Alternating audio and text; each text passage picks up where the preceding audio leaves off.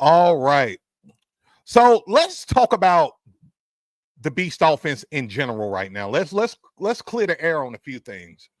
So number one, understand if you're going to run the Beast offense with your squad, you're running a single wing offense. Okay, it's the Beast offense is a single wing, unbalanced offense. Okay, and you got a shift with your Beast backs to a certain side. Whether it's the play side, the weak side, they can shift basically anywhere you want them to shift, which you're going to see in a minute, right? So the first thing that I want to tell you guys, and shout out to Tri-County High School up in Michigan. One of the big things that I want to iterate with you guys is that, you know, I get the common question, which variation of the Beast should you run? I recommend any of you guys to run the Beast 1.0 because here's the thing. You want to do the basic stuff right. You want to control the trenches, control the clock. You want to dominate the game by doing those two things. And you want to also allow your best players to be able to eat. Okay. The Beast offense affords you the ability to really dominate and control the clock in a very, I always say, practical way. Okay. So, you know, a lot of the common questions that I'm asked is, well, is only the quarterback running the ball? Or like, do everybody get a chance to get the ball? The question is, anybody can get the ball at any given time in my system. Okay. Literally all four of these beast backs here run the ball. All right. We may switch them in at quarterback at times. There's other times we may do counters like the wedge counter play that you see here. Like everybody eats. So I want to attack some of these like myths about the Beast offense. So, you know, you guys can have an understanding of what it's all about. Another common question I'm asked is, you know, does the line have to be unbalanced? No, the line does not have to be unbalanced. You can take one of these tackles, move them over to the weak side. Now you got a balanced offensive line. Easy. Enough said, right? It does not have to this does not have to be hard or difficult. It's actually the easiest, guys, formation that I ever installed in my 15 years of coaching. Literally, I installed this formation. The first time I ever did it, we installed it one practice and we started running it the very week of our next game.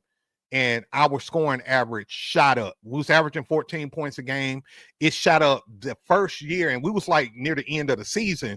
It shot up to 28 points per game. Then the next season, it shot up to 35 points per game, and nobody could touch us. And that's what it's about. Like, it's so easy to install. It's so easy for your kids to grasp and perfect. And it's just an extremely difficult offense to defend against, especially in youth football. And I'm going up here, guys. I'm making sure I'm not missing your questions as we go along here. And again, guys, if you have questions, put them in the comments below, and I'm going to get to your questions. All right. So another common question that I'm asked is, hey, Coach Beast, do the quarterback have to be under center? Can I go into shotgun? Absolutely. Absolutely. So you got the under center set, and then we have, which I call the base set. If the quarterback is under center, I will call it the base set. Okay. If the quarterback is in shotgun, simply put, we call it the shotgun set. Now, this has many advantages. Okay. Many advantages. Number one advantage is if you got a speed demon or if you got a quarterback that prefer to get the ball in shotgun, you can do that with ease. It's really seamless. My quarterback, I like for him to be about 4 yards off the ball. 4 yards off the ball. That's a common question I'm asked as well. You know, I've seen some teams go as far as 7 yards back. Okay. I see a lot of teams go 5 yards back. I personally like 4 yards because when our quarterback gets the ball, we want him to take off. We moving fast. We moving with a sense of urgency. So, you know, we tell the quarterback, let's get 4 yards off the ball. You know, we want you to be in a comfortable position to where you are able to receive the ball without being shocked by it. But at the same time, we want you to get the ball and we want you to go, because we move fast and we play fast. All right. All right. Let's see here. And again, guys, y'all bear with me. I'm making sure I'm very mindful of not missing your questions. And a coach said the single wing offense is difficult to defend. 1,000%. 1,000%. The single wing, if you run like the traditional single wing offense, the reason why it's been here for over 120 years is because it's one of those tried and true formations that gets results on the field. You're able to really control the clock. You're really able to do whatever you want to do. You know what I'm saying? So a lot of teams, especially if you don't have the talent, and this is a big key, if you don't have a lot of talent, running the beast offense helps you not only to play a very competitive game and win a lot of games just off of your scheme and schematics, but it also allows your players to really develop and become dogs and become just football players. Those dudes, everybody know what those dudes are, right? Those dudes are the kids that may not have the natural raw talent per se, but they got the work ethic, the physicality. They want to block, they want to tackle, they want to play physical, they will work hard for the extra 1 yard, opposed to just trying to work hard just for an explosive play. Y'all know them dudes. Usually those dudes are in the form of fullbacks, tight ends, defensive ends. Y'all know them dudes, right?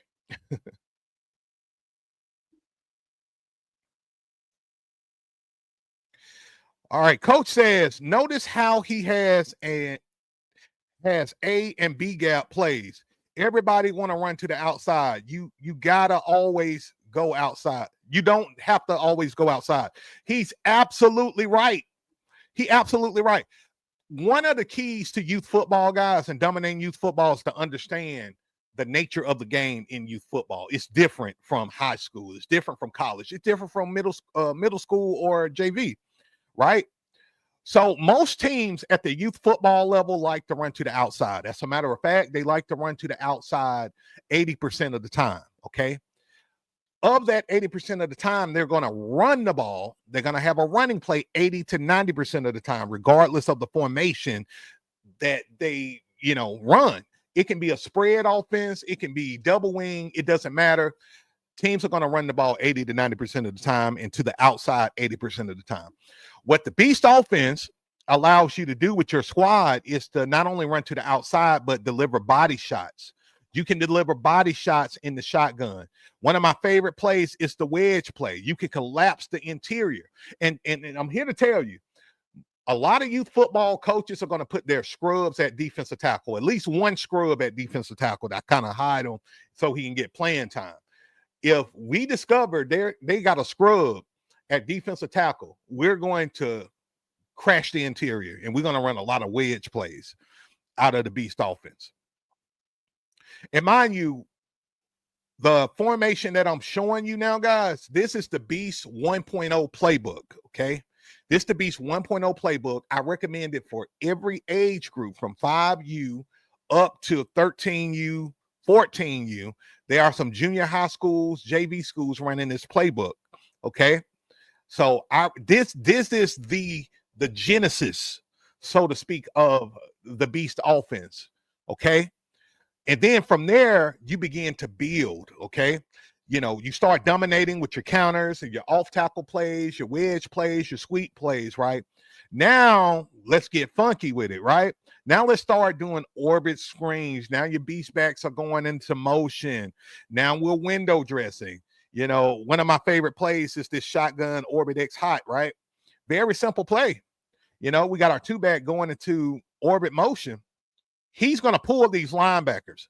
Nobody thinking about this tight end right here. This is a tight end, okay? He's not covered. He's going to be wide open. This is one of those plays that you run and you laugh because you like, they have no idea what's about to happen, right? So once you and most coaches think that okay, the beast is just you're just running the ball and all of this. No, no, the beast can be very, very, very diverse and innovative, and it can be whatever you want it to be. All right, and super important to know. Another one of my favorite plays here is we got the orbit Wasim. Again, we got our tight end, our play side tight end. He's running the seam route right there on the seams. You know, if he's not open, we got our 4 beast back. He's running the wheel route. And then if all else fails, we'll drop it off to our 2 back with the orbit screen, right? And he's going to have a blocker out there. And so, you know, I like to design my pass plays in levels. So it's always somebody that's playing, you know, deep game, intermediate game, and then, you know, we play quick game too. So I like levels in youth football. Again, why? Because most youth football coaches don't teach their kids that detailed as it relates to coverages. Right. Y'all quiet today. Y'all quiet today. I guess I may be teaching right today, huh? Let me see.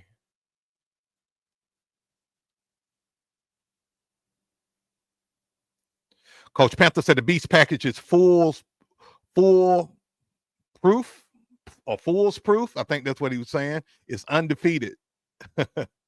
Absolutely.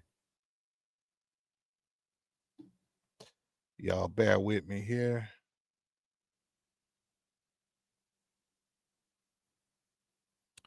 All right. Yeah, coach, a good point about coverages. Absolutely. Like the thing about it too is the beast offense is the great equalizer and the great manipulator at the same time. You know, the beast offense is like this. Y'all know I love my analogies, right? The beast offense is like I don't know if y'all seen that movie. I'm gonna get you. No, not I'm gonna get you, sucker. Don't be a menace to South Central while drinking your juice in the hood. Y'all have y'all seen that movie? It got the Wayne brothers in there, Marlon, Sean Wayans, all of them guys. It's like a classic movie that was in the 90s. If you seen that, let me know in the comments. Give me a thumbs up or give me a yeah or hell yeah. Let me know y'all seen it because this is going to make a lot of sense. There's a part in this movie, right, where, you know, Marlon is about to get it on with this girl that he met at a party. Okay. The girl at the party was this, oh man, like super sweet, super, you know, timid girl. And, you know, he finally able to kind of sweet talk her, right? He's sweet talking her. They in the back of his vehicle or, you know, the big mail truck they got in the back.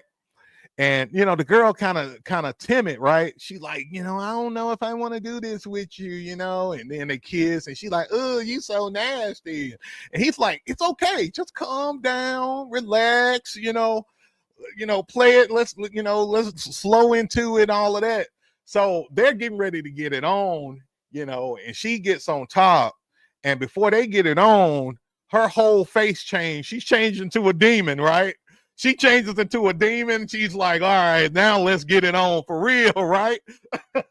That's one of my favorite scenes in that movie. You know, the Beast, the offense is so similar to that.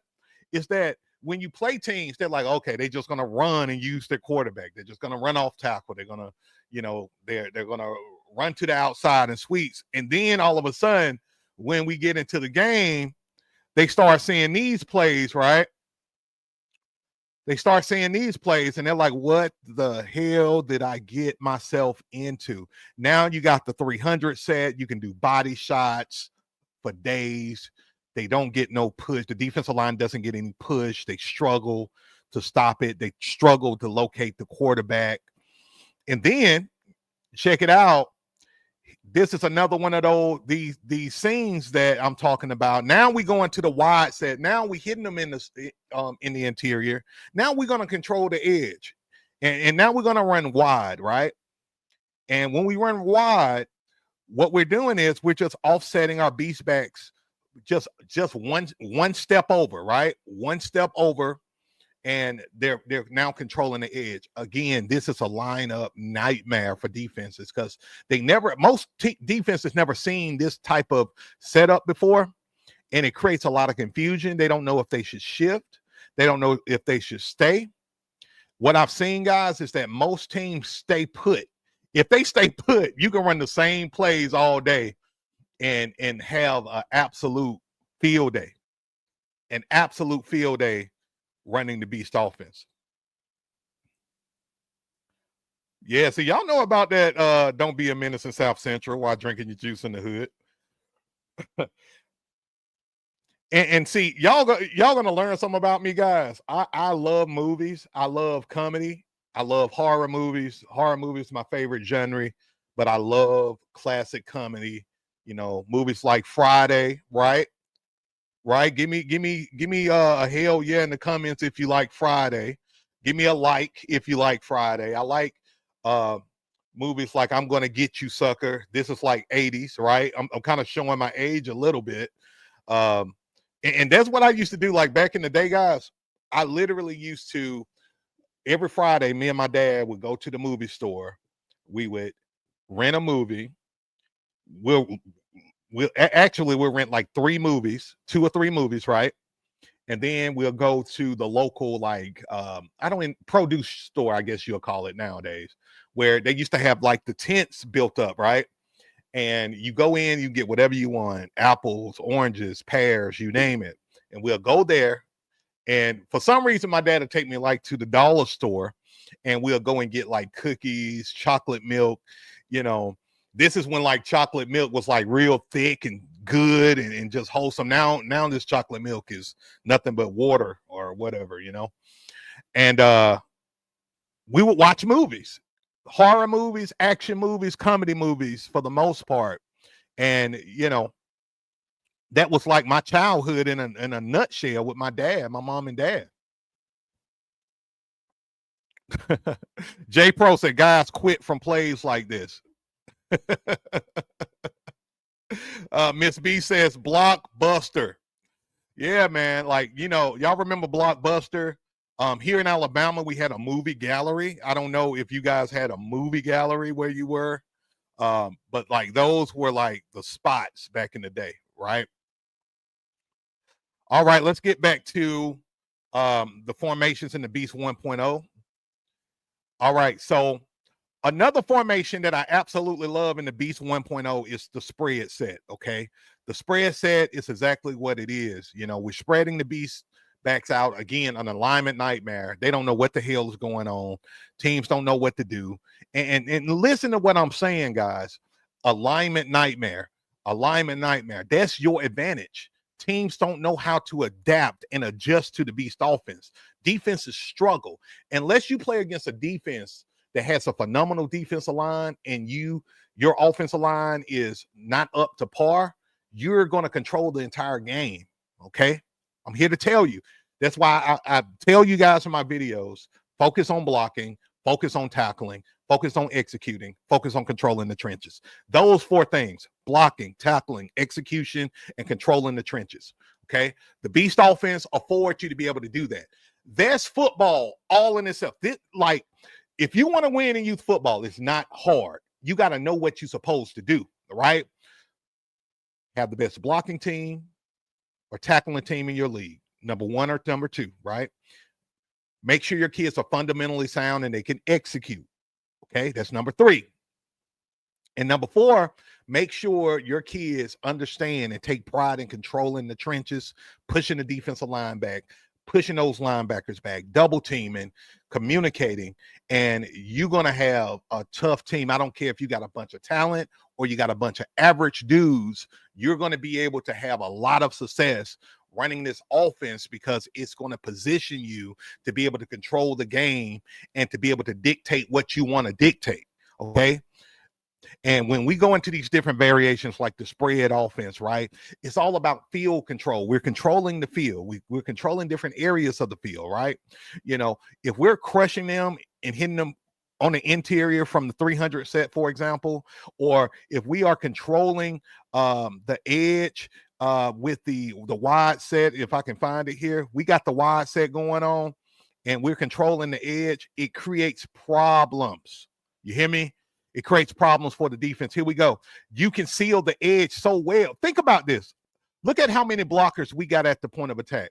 1, 2, 3, 4, 5, 6, 7 guys at the point of attack. You don't think you can do some damage with that, whether you have talented guys or average guys? You don't think you can score a hell of a lot of points with that amount of blockers to the play side? You got 7 guys going against maybe 3 or 4 guys on that side. It's a major advantage, right? And this is one of my favorite plays out of the spread right here. The spread right motion wheel pass. Again, what we're doing is we're window dressing with our 2-back. He's coming beside the quarterback. And you can either have this guy, kind of just fake a little screen, or he can even receive the ball like in a run pass option dynamic if you want to. But what we like to do, we'll put them in motion, window dress. They're not even thinking about these 2 guys anymore. These guys playing man coverage. We use our 4-back. This is our speed guy. He's like our Z. So he just running about a 5-yard post across the field, pulling that cornerback over. In our 3-back, he's just going to run a wheel route underneath and up. This guy is wide open. Could y'all like, with me describing that, could y'all actually see that playing out? Do y'all actually see the play? Did y'all see the ball thrown, the wide receiver wide open, the touchdown, right? Because this was one of our favorite plays. And it's just hard to defend if you don't go through it at practice over and over and over, which most youth football teams don't do.